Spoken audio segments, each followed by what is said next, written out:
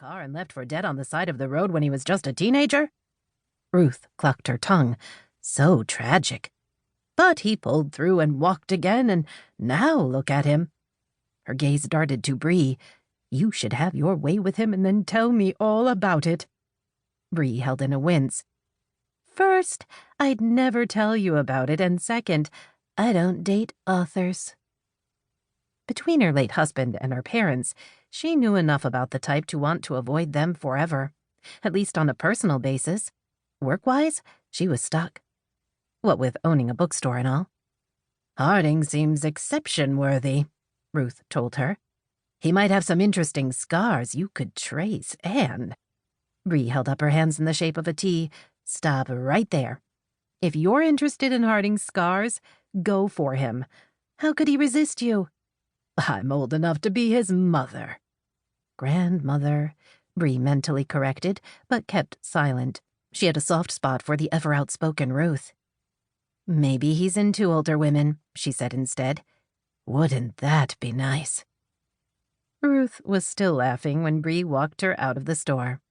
Anson, Ruth's driver, was waiting in the no-parking fire lane. Anson helped Ruth into the Mercedes. Bree stayed outside until the car drove away.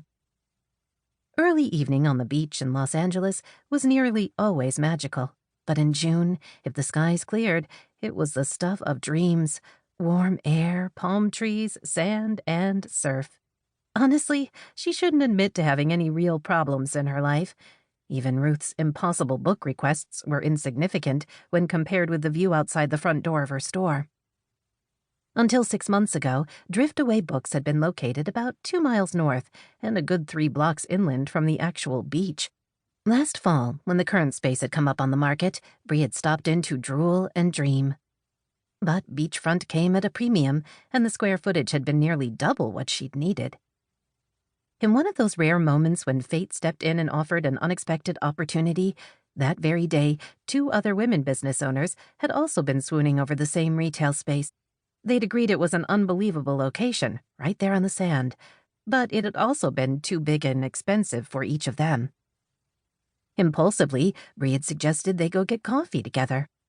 Over the next hour, they'd discussed the possibility of sharing the lease. Bree generally didn't trust people until she got to know them, but there had been something about Mickey and Ashley that had made her want to take a chance. By the end of the week, Driftaway Books, the gift shop, and Muffins to the Max had signed a 10-year lease and hired a contractor to remodel. Bree had changed the name of Driftaway Books to the Boardwalk Bookshop, the final step in fully claiming the business as her own. The first Monday after the holidays, they'd moved in together. Bree looked at the long, low building. Huge display windows were shaded by blue and white striped awnings. The large glass doors could slide completely open, blurring the line between retail and sand. She and Mickey, the gift store owner, had their stores on either side, with Ashley's muffin selection taking up the middle space. Big, bright displays showcased books, gifts, and muffins, grouped together in seasonal themes. An array of beach books, sunscreen, flip-flops, and wide-brimmed hats enticed tourists who had shown up to the beach unprepared. Bree headed back inside, aware of the approaching sunset. She collected blankets and champagne glasses, then paused to straighten the poster announcing a book signing by Jairus Sterenberg, author of the popular Brad the Dragon children's books. Jairus lived in next-door Mischief Bay and was always a pleasure at signings. He was one of the few authors Bree liked. He arrived early, stayed late, and asked only for a desk and a glass of water. The man even brought his own pens. At the other end of the spectrum was a not-to-be-named famous mystery author who was a total nightmare.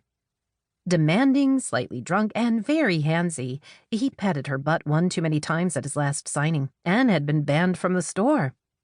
Despite pleas from his publicist and a written apology from the author himself, Bree had stood firm. She owned the Boardwalk Bookshop and she made the rules.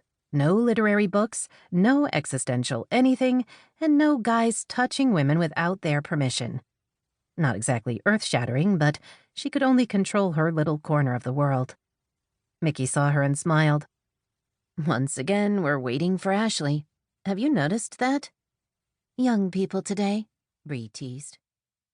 To keep listening to this audiobook, I've left you a link in the description so you can do it, at no cost thanks to Audible's 30-day free trial.